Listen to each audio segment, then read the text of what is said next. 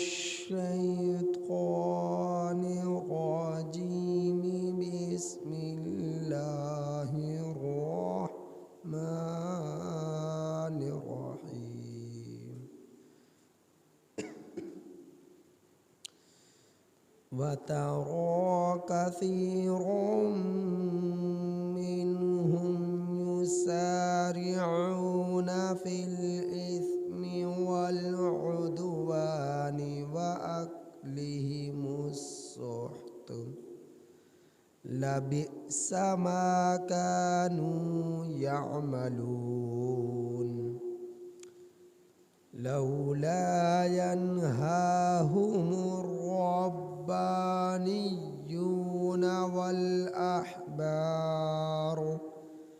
والأحبار عن قولهم الإثم وأكلهم السحت لبئس ما كانوا يصنعون.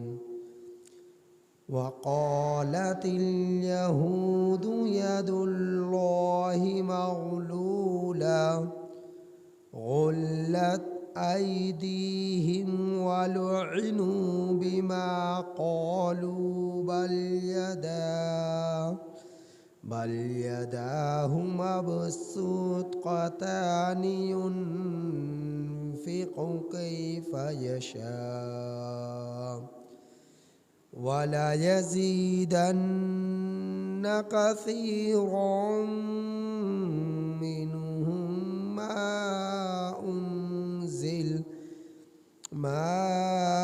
أنزل إليك من ربك طغيانا وكفرا وألقينا بينهم العداوة والبغضاء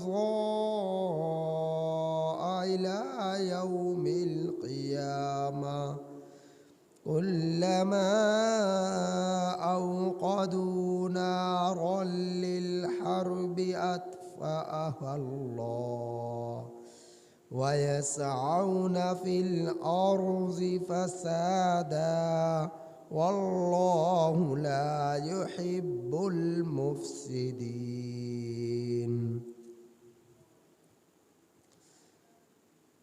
یہ سورۃ المائدہ کی آیت نمبر 62 تا 64 آپ حضرات کے سامنے تلاوت ہے۔ یہ سورۃ المائدہ کی آیت نمبر 62 تا 64 آپ حضرات کے سامنے تلاوت ہو۔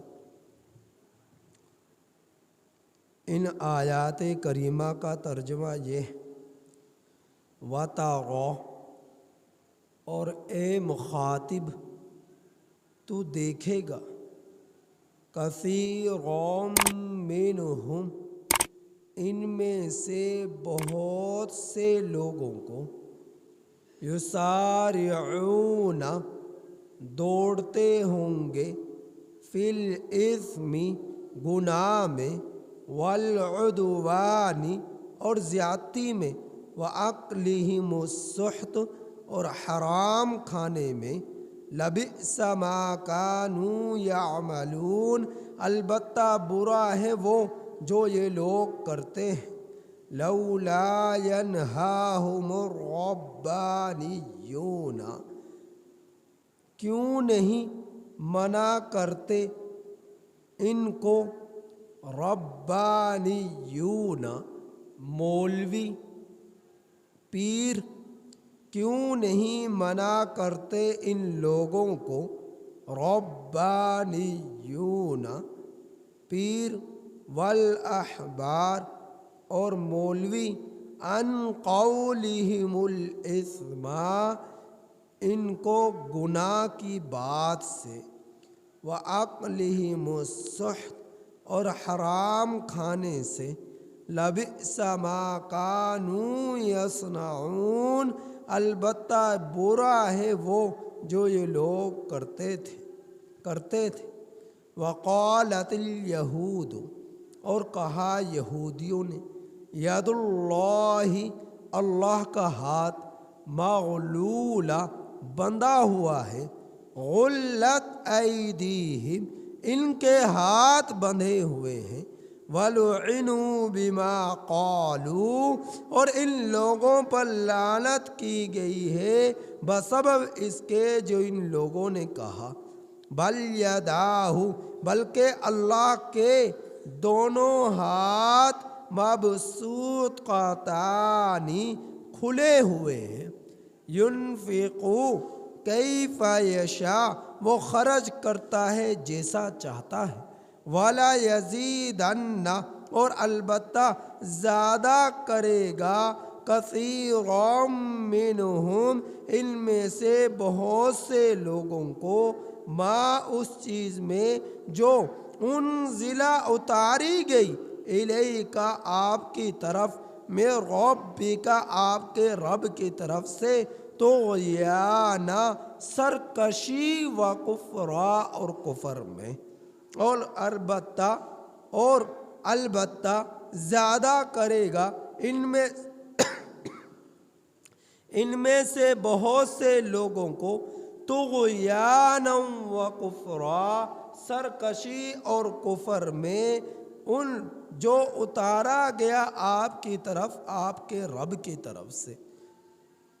وَأَلْقَيْنَا اور ہم نے ڈالا بینہم ان کے درمیان، عداوت کو یعنی دشمنی کو، والبغضاء اور بغض اور کینے کو، الی یوم القیامہ قیامت کے دن تک، کلما جب کبھی بھی، اوقدوا بھڑکائیں گے، نارا للحرب لڑائی کے لیے آگ کو، جب بھی لڑائی کے لیے آگ جلائیں گے یہ لوگ، جب بھی یہ لوگ جلائیں گے بھڑکائیں گے، نارا آگ، للحرب لڑائی کے لیے، اطفأہا اللہ اللہ اسے بجھا ڈالے گا، وَيَسْعَوْنَ فِي الْأَرْضِ اور دوڑتے ہیں یہ لوگ زمین میں، فساد پھیلاتے ہوئے، کوشش کرتے ہیں یہ لوگ زمین میں فساد پھیلانے کی، واللہ لا يحب المفسدین اور اللہ تعالی فسادیوں کو پسند نہیں کرتا، فسادیوں سے محبت نہیں کرتا۔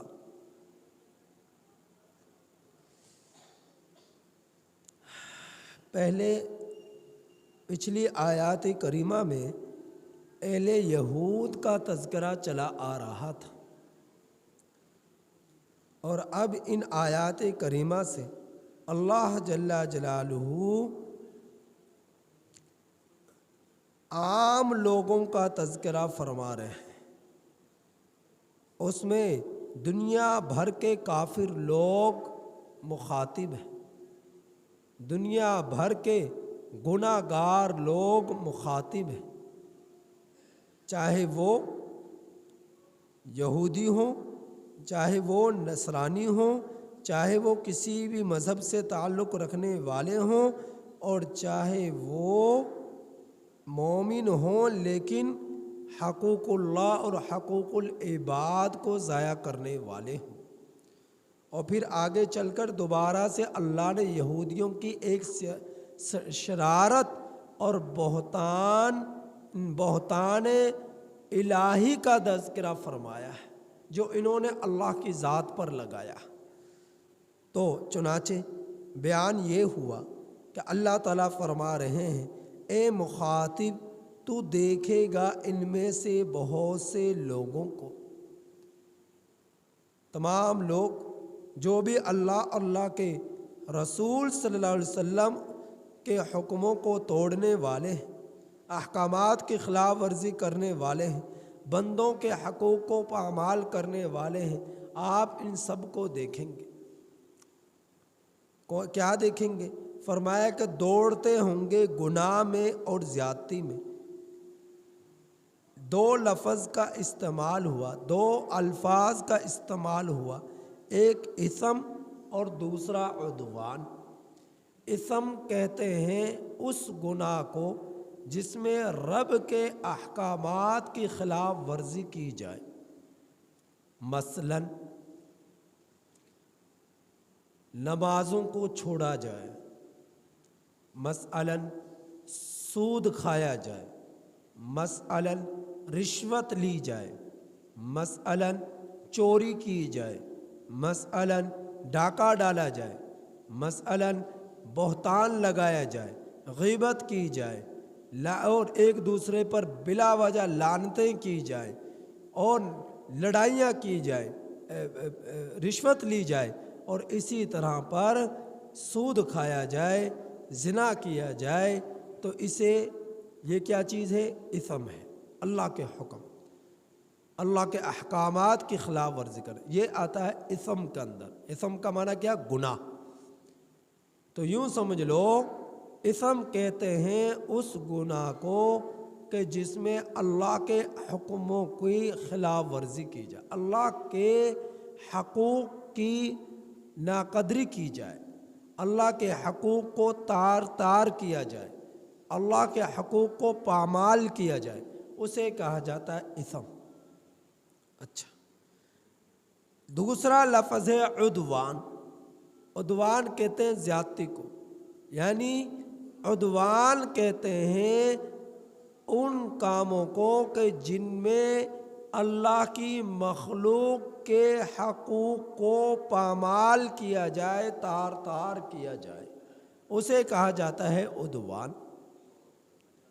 عدوان جس میں حقوق العباد کو ضائع کیا جائے، کسی کی زمین پر ناجائز قبضہ کر لیا، کسی کے مال پر ناجائز قبضہ کر لیا، کسی کے جو ہے ہاتھ کے ذریعے تکلیف پہنچا دی، کسی کو گالیاں دی، کسی کو ایذا پہنچائی ہاتھ کے ذریعے یا کسی اور سبب کے ذریعے، تو بندوں کے کسی کا قرضہ لیا واپس نہ کیا، کسی نے اس پر امانت رکھوائی اس میں خیانت کر ڈالی، تو عدوان کہتے ہیں بندوں کے حقوق کو ضائع کرنا، اسم کہتے ہیں حقوق اللہ کو ضائع کرنا، عدوان کہتے ہیں حقوق العباد کو ضائع کرنا۔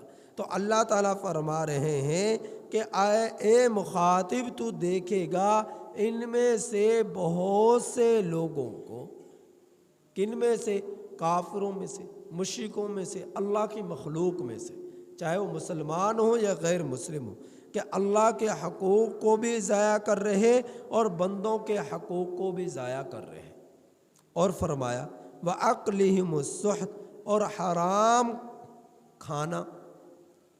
تو میں پہلے بھی اس کی وضاحت کر چکا، ایک لفظ ہے رشوت، ایک لفظ ہے سحت۔ رشوت کہتے ہیں، رشوت کہتے ہیں، رشوت جو ہے یہ عام ہے اور سحت جو ہے یہ خاص ہے۔ رشوت عام ہے، یعنی کوئی بھی کام کروانے کے لیے پیسے دینے پڑے، کوئی بھی جائز کام ہے، حرام کام میں تو حرام کام کے لیے نہ پیسے دینے جائز، نہ حرام کام کروانا جائز، نہ کرنے والے کے لیے کرنا جائز، اور حلال کام کے لیے، جائز کام کے لیے پیسے دینا یہ رشوت ہے۔ کوئی بھی کام ہو، کسی بھی کام کو کرانے کے لیے پیسے دیے جائیں عہدے دار کو، افسروں کو، اسے کہا جاتا ہے رشوت۔ اور سحت کہا جاتا ہے خاص کام کو۔ کیسا کام؟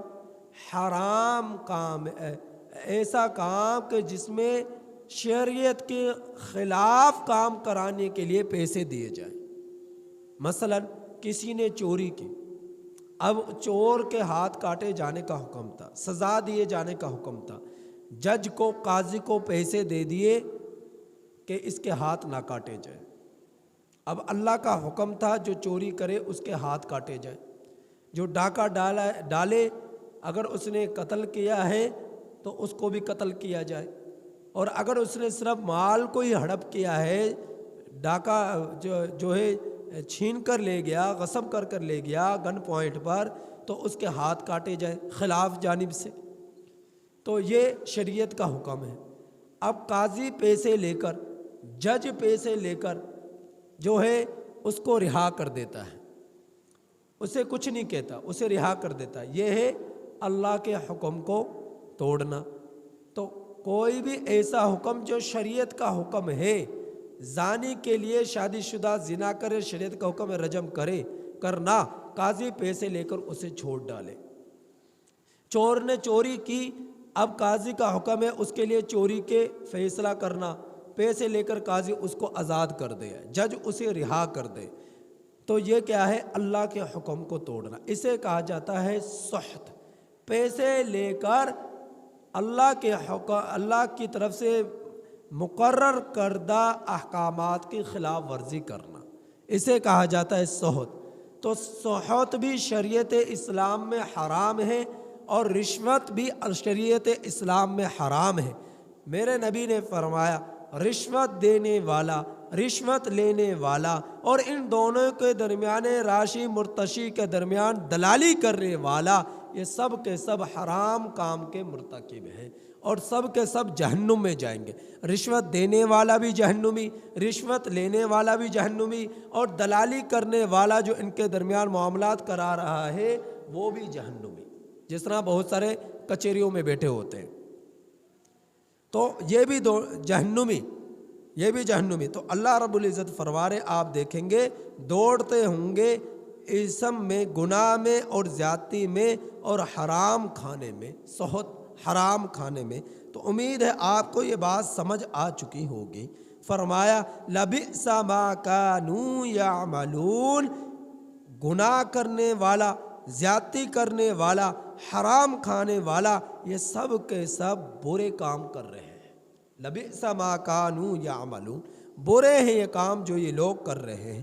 فرمایا لولا ینہاہم الربانیون، کیوں نہیں روکتے ان لوگوں کو پیر اور مولوی، والاحبار،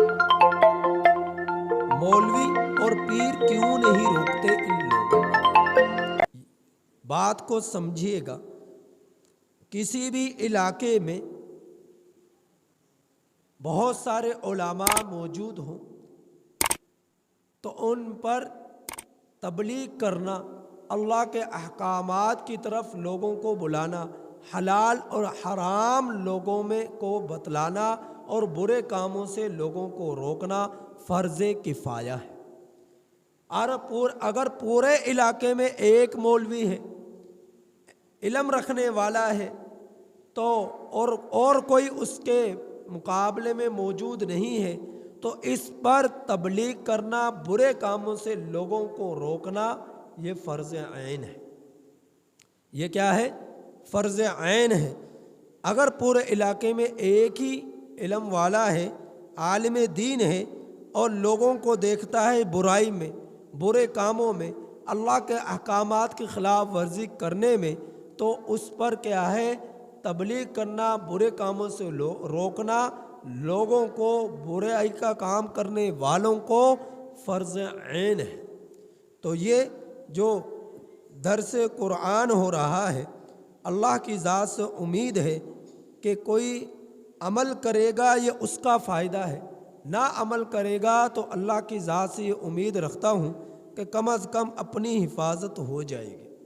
یہ جو ایک ذمہ داری ہے، اللہ اس کے لیے پکڑ نہ فرمائیں گے، بس اللہ اخلاص اور ریا سے حفاظت فرمائے۔ اب بدقسمتی ہے ان لوگوں کے لیے جو ساری باتوں کو سنتے ہیں اور پھر بھی عمل نہیں کرتے، جن کے کانوں میں یہ باتیں پڑتی ہیں اور ایک کان سے سن کر دوسرے کان سے نکال دیتے ہیں اور اسے معمولی سمجھتے ہیں۔ ان باتوں کو، قرآن کے احکامات کو، قرآن کے فیصلوں کو، قرآن کی تفاسیر کو معمولی سمجھتے ہیں اور اسے ہلکے میں لیتے ہیں۔ یہ ان کی بدقسمتی ہے، یہ ان کے لیے تباہی ہے، اور جو ان کو سمجھ سن کر اور اس سے ان باتوں پر عمل کرنا شروع کر دیتے ہیں، ان کے لیے یہ خوش بختی ہے، ان کے لیے یہ اللہ کی طرف سے بہت بڑا فضل ہے کہ وہ ان کو سنتے بھی ہیں اور عمل بھی کرتے ہیں۔ تو اللہ رب العزت فرما رہے کیوں نہیں روکتے ان برائی کے کام کرنے والے لوگوں کو۔ مولوی اور پیر، آج آپ دیکھیں گے بہت سے ٹھگ پیر بیٹھے ہوئے ہیں، نہ ان کو نمازوں کا پتہ، نہ ان کو دین کا پتہ، نہ انہیں احکامات کا پتہ، نہ انہیں مسائل کا پتہ، نہ وہ خود عمل کرتے ہیں۔ خود سمجھ ہوگی تو وہ عمل کریں گے۔ جگہ جگہ ڈیرے بنائے ہوئے، نہ ان کو یہ پتہ شریعت کا حکم کیا ہے، نہ ان کی وضاقت، نہ ان کی لباس پوشاک شریعت کے مطابق، نہ ان کا رہنا سہنا شریعت کے مطابق۔ تو اس طرح بہت سے لوگ ٹھگ پیر بنے بیٹھے ہیں، تو ان کی کوئی حیثیت نہیں ہے، وہ تو اپنی آخرت کو برباد کر ہی رہے ہیں۔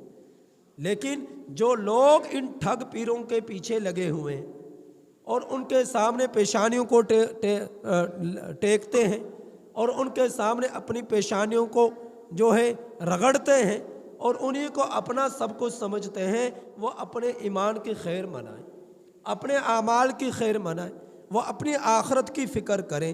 تو اصل پیر وہ ہے جو شریعت کے پوری طرح احکامات سے واقف ہو، علم رکھنے والا ہو اور خود عمل کرنے والا ہو، خود بھی عمل کرنے کی فکر رکھنے والا ہو اور شریعت کے احکامات کا علم رکھنے والا ہو، تو وہ ہے اصل پیر۔ شیخ سعدی رحمۃ اللہ علیہ نے فرمایا جو خود سویا ہوا ہو وہ سوئے ہوئے کو کیا جگائے گا؟ جو خود سویا ہوا ہو سوئے ہوئے کو کیا جگائے گا؟ سوئے ہوئے کو تو وہی جگا سکتا ہے جو خود جاگتا ہو۔ شیخ سعدی رحمۃ اللہ علیہ فرماتے ہیں سوئے ہوئے کو تو وہی جگا سکتا ہے جو خود جاگتا ہو۔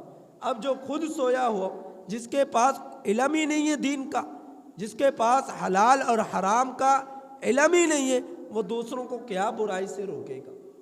وہ دوسروں کو کیا برائی سے روکے گا؟ تو اللہ تعالیٰ اس آیت کریمہ میں جھنجھوڑ رہے ہیں ان لوگوں کو جو مولوی ہیں اور پیر ہیں، اصل پیر ہیں، علم رکھنے کے باوجود لوگوں کو منع نہیں کرتے جو برائی کرتے ہیں، اور جو مولوی ہیں، علماء ہیں، علم رکھنے کے باوجود برائی کو دیکھ رہے اور برائی سے منع نہیں کرتے۔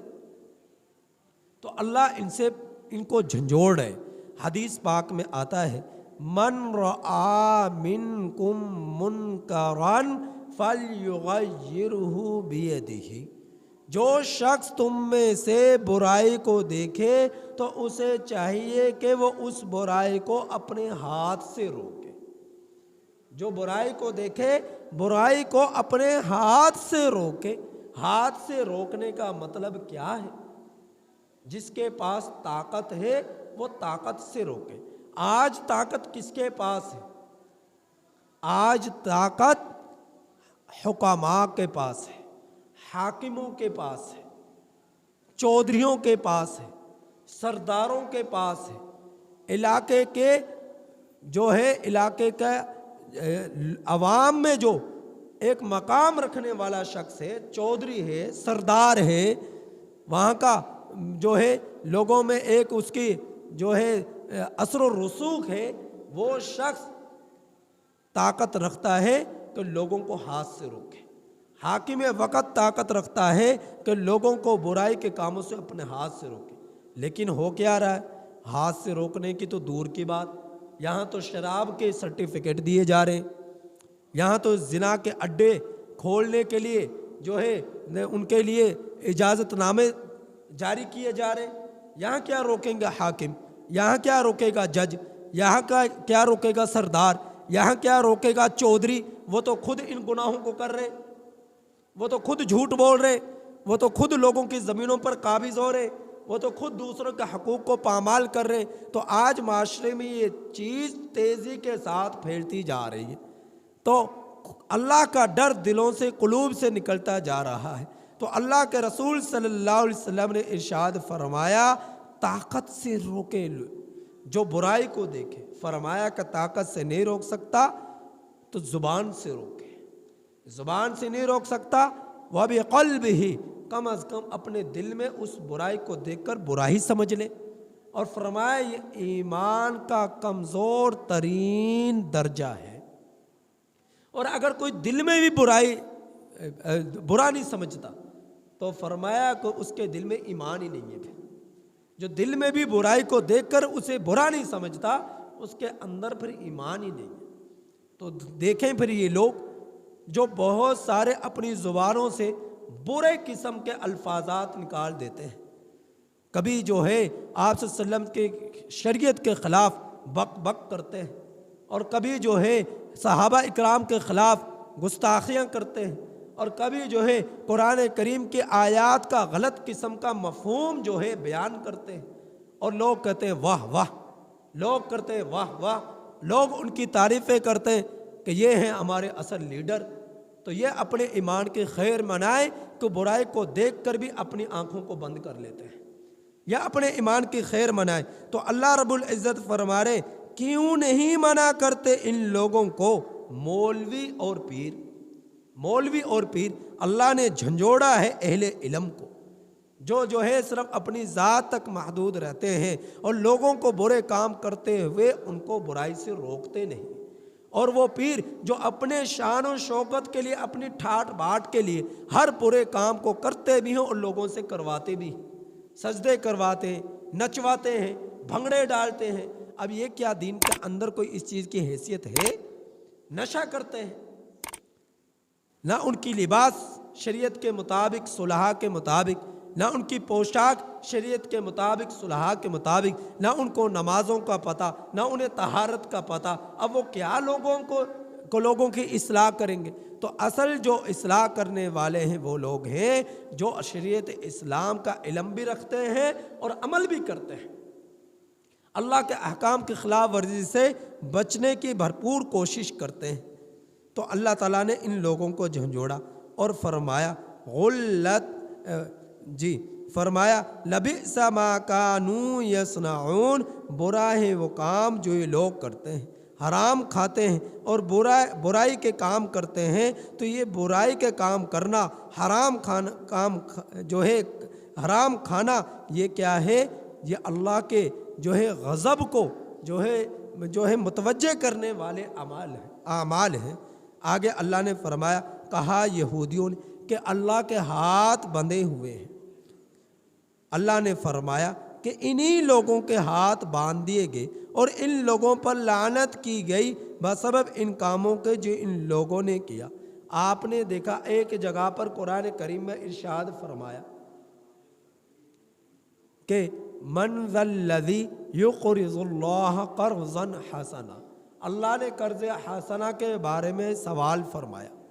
تو یہودیوں نے جب اس آیت کو سنا کہ اقرض اللہ قرضا حسنا، تو یہودی کہنے لگے کہ اللہ کی ذات تو دینے والی ذات ہے، اللہ کو کیا ہو گیا؟ بجائے دینے کے خود ہی لوگوں سے لینا شروع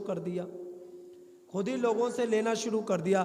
اصل میں قرض حسنہ کا مفہوم تو یہ تھا کہ بے اللہ تم سے قرض حسنہ کا مطالبہ فرما رہا ہے۔ کیا مطلب؟ کہ اللہ کے راستے میں خرچ کرو، آج تم اللہ کے راستے میں خرچ کرو گے، اللہ رب العزت تمہیں اس کا اجر، اس کا بدلہ ضرور عطا فرمائیں گے۔ یہ ہے قرض حسنہ۔ اور ان لوگوں نے یہ سمجھ لیا کہ قرض حسنہ تو یہ ہے کہ جس طرح لوگ کوئی ضرورت مند اپنی ضرورت کے لیے کسی چیز کا مطالبہ کرے، ان لوگوں نے یہ مفہوم سمجھ لیا، جبکہ یہ مطلب نہیں تھا۔ اللہ تعالیٰ کا ارشاد فرمانے کا مطلب یہ تھا کہ تم میرے راستے میں خرچ کرو، ضرورت مندوں پر خرچ کرو، ضرورت مندوں کی ضرورتوں کو پورا کرو، اللہ رب العزت اس کا تمہیں اجر عظیم عطا فرمائے گا۔ تو یہ لوگ کہنے لگے کہ اللہ کے ہاتھ باندھ دیے گئے، خود دینے کے بجائے وہ خود لینا شروع کر دیا، اپنے ہاتھوں کو اللہ رب العزت نے باندھ دیا۔ اللہ یہ بات تو سچ ہے کہ اللہ کے ہاتھ ہیں، لیکن وہ کیسے ہیں؟ لیکن یہ اللہ ہی بہتر جانتے ہیں، لیکن یہ بات بھی حق ہے، اللہ کے ہاتھ ہمارے ہاتھوں کی طرح نہیں ہے۔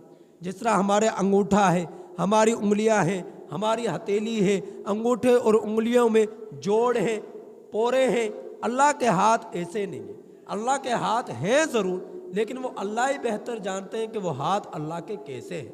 تو اپنی شان کریمی کے مطابق اللہ اپنے ہاتھوں کو کھولتا ہے اپنی مخلوق کے لیے۔ تو اللہ تعالیٰ کے بارے میں ان لوگوں نے کہا کہ اللہ کے ہاتھ باندھ دیے گئے، اور اللہ نے فرمایا کہ انہی لوگوں کے ہاتھ باندھ دیے گئے، اور اللہ کی لعنت ہوئی ان لوگوں پر بسبب ان کے ان باتوں کے جو ان لوگوں نے کہی۔ بلکہ اللہ کے تو دونوں ہاتھ کشادہ ہیں، کھلے ہوئے ہیں اللہ رب العزت۔ اور ایک جگہ پر اللہ رب العزت نے تبارک الذی بیدہ الملک میں ایک ہاتھ کا بھی ذکر فرمایا، اور یہاں پر دو ہاتھ کا ذکر فرمایا۔ تو ایک ہاتھ ہوں، دو ہاتھ ہوں، یا سینکڑوں ہاتھ ہوں، اللہ ہی بہتر جانتے ہیں کہ اللہ کے ہاتھ وہ کیسی شان رکھنے والے ہیں۔ بہرحال اللہ کے ہاتھ وہ کشادہ ہیں، کھلے ہوئے ہیں، اور اللہ خرچ کرتا ہے جیسا چاہتا ہے، اور اللہ رب العزت لوگوں میں بہت زیادہ عطا کرتا ہے جو جتنا چاہتا ہے۔ جو کچھ اللہ نے نازل کیا، اللہ نے آپ کی طرف یعنی نبی کریم صلی اللہ علیہ وسلم کی طرف نازل کیا، تو ان لوگوں کو میں اضافہ کرتے چلے گئے سرکشی میں اور کفر میں۔ دیکھیے جب بارش برستی ہے وہ بنجر زمین پر بھی برستی ہے، زرخیز زمین پر بھی برستی ہے۔ آپ دیکھیں گے زرخیز زمین قابل ہوتی ہے کہ اس کے اندر پھل پھول ہو سکے، باغات ہو سکے، فصلیں ہو سکے۔ زرخیز زمین اس قابل ہے، اللہ نے اسے بنایا ہی ایسا ہے۔ اور کوئی بنجر زمین جس میں کاشتکاری نہیں ہوتی، باغات نہیں ہوتے، پھول نہیں ہوتے، اس پر بھی بارش برستی ہے، لیکن اس پر کانٹے نکلا کرتے ہیں، جھاڑیاں نکلا کرتی ہیں، اس میں باغات نہیں نکلا کرتے۔ تو ایک طرف کافر ہیں، ایک طرف مومن ہے۔ کافروں کے دل کی زمین بنجر زمین ہے، اہل ایمان کی دل کی زمین زرخیز زمین ہے۔ اہل ایمان جب قرآن کریم کی آیات کو سنتے ہیں، ان کے ایمان میں اضافہ ہوتا چلا جاتا ہے، بڑھتا چلا جاتا ہے، اور وہ ایمان میں مزید پختہ ہوتے چلے جاتے ہیں، اعمال میں مزید بڑھتے چلے جاتے ہیں۔ لیکن جب یہی قرآن کی آیات کافر جب سنتے ہیں تو ان کے اندر نفرت بڑھتی چلی جاتی ہے، کفر بڑھتا چلا جاتا ہے، سرکشی بڑھتی چلی جاتی ہے کہ انہوں نے اپنے دل کی زمین کو بنجر بنا لیا۔ اب بنجر زمین میں کانٹے تو اگ سکتے ہیں، سرکشی کی صورت میں، کفر کی صورت میں بڑھ سکتے ہیں، کم نہیں ہو سکتے، اور ایمان والوں کے دل کی زمین زرخیز زمین ہے بسبب ایمان ان کے دلوں میں ہونے کی بنا پر۔ اس لیے جب وہ ایمان قرآن کریم کے آیات کو سنتے ہیں تو ان کا ایمان بڑھتا چلا جاتا ہے، مزید وہ ایمان اور تقوی میں آگے بڑھتے چلے جاتے ہیں۔ بس برعکس کافروں کے ان کے اندر آپس میں عداوت ایمان والوں سے بھی بڑھتی ہے، آپس میں بڑھتی ہے، بغض بھی بڑھتا ہے، کینہ بھی بڑھتا ہے، عداوت بھی بڑھتا ہے، اور یہ قیامت تک ایسے ہی چلے گا۔ چنانچہ آپ دیکھ رہے ہیں یہود و نصارہ، یہودی عیسائیوں کو پسند نہیں کرتے، عیسائی یہودیوں کو پسند نہیں کرتے، سینکڑوں جنگیں ان کے آپس میں بھی ہو چکی ہیں، اور مسلمانوں کے خلاف تو جو ان کے اندر نفرت کے آگ سلگ رہی ہے وہ تو سلگ ہی رہی ہے، وہ تو بڑھ ہی رہی ہے، لیکن آپس میں بھی یہ ایک دوسرے کو اچھا نہیں سمجھ رہے، آپس میں بھی یہ ایک دوسرے کو اچھا نہیں سمجھ رہے۔ تو مسلمان تو کافروں کے ساتھ ہماری یہ حالت ہو چکی کہ اہل ایمان کافروں سے تو دوستی لگا سکتے ہیں، ہاتھ بڑھا سکتے ہیں، لیکن آپس میں دوستی رکھنے ممالک کو یعنی مسلمان ممالک کی طرف دوستی کا ہاتھ بڑھانے اس چیز کو پسند نہیں کرتے، اس چیز کو پسند نہیں کرتے۔ خیر اس کی وضاحت، اس کی تفصیل انشاءاللہ میں کل کروں گا۔ تو اللہ رب العزت نے ان آیات کریمہ میں اہل ایمان کو بھی جھنجھوڑا ہے اور اہل کفر کو ان کی بدبختی کی طرف متوجہ فرمایا کہ جو اہل کفر ہیں، یہودی ہیں، عیسائی ہیں، اللہ نے ان کی نافرمانیوں کے بنا پر، کفر کے بنا پر ان کو اس سرکشی اور کفر میں مزید ان کو آگے بڑھا دیا کہ ان کے دل سیاہ ہو گئے اور تالے لگ گئے۔ اب نہ ایمان قبول کرتے ہیں، نہ ایمان والوں سے محبت رکھتے ہیں، بلکہ نفرت ہی کرتے ہیں۔ اللہ سے دعا ہے کہ اللہ تعالیٰ ان آیات کریمہ کی کامل سمجھ نصیب فرمائے۔